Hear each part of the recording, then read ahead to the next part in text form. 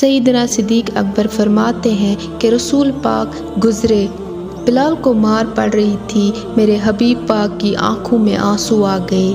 بے خبر ہو جو غلاموں سے وہ آقا کیا ہے۔ حضور علیہ السلام کی آنکھوں میں آنسو اور حضور علیہ السلام نے دعا فرمائی، کہا یا اللہ میرے بلال کو نجات دے دے، یا اللہ میرے بلال کو نجات دے دے۔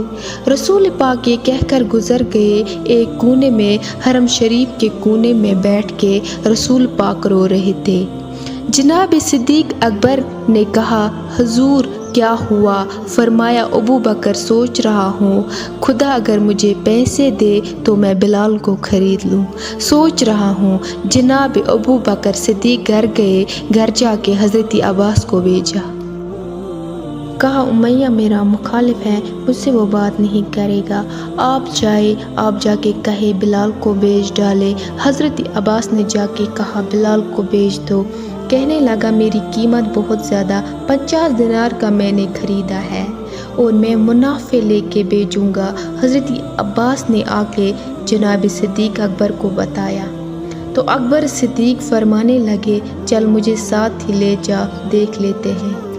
پہنچے، جب ابو بکر صدیق کو آتے دیکھا نا تو چڑھ گئے، کہنے لگے ابو بکر اگر تو ہی بلال کو خریدنا چاہے تو وہ جو تیرے پاس رومی غلام ہے وہ مجھے دینے پڑے گا، 2 لونڈیاں اس کے ساتھ دینی پڑے گی، اور یہ 50 دینار کا ہے، میں تجھ سے 2000 دینار لوں گا۔ حضرت صدیق اکبر رضی اللہ تعالیٰ عنہ نے فرمایا مجھے منظور ہے۔ تو ابو بکر صدیق نے وہ تینوں غیر مسلم غلام لیے، 2000 دینار لیے۔ حضرت عباس نے ابھی کلمہ نہیں پڑھا تھا، کہنے لگا ابو بکر تو کامیاب تاجر ہے، کیا کرنے لگا ہوں؟ تو حضرت ابو بکر صدیق کہنے لگا آپ نے ابھی کلمہ نہیں پڑھا، آپ کو اس سودے کا پتہ نہیں، آپ ابھی اس لذتی آشیانے سے واقف نہیں، آپ نے ابھی یہ ذائقہ چکھا نہیں، آپ ابھی اس راہ سے گزرے نہیں، آپ کو پتہ نہیں یہ بھی ایک ذائقہ ہے، یہ بھی ایک سودا ہے، یہ بھی ایک لذت ہے، یہ بھی ایک گہرائی ہے، یہ بھی ایک مزہ ہے۔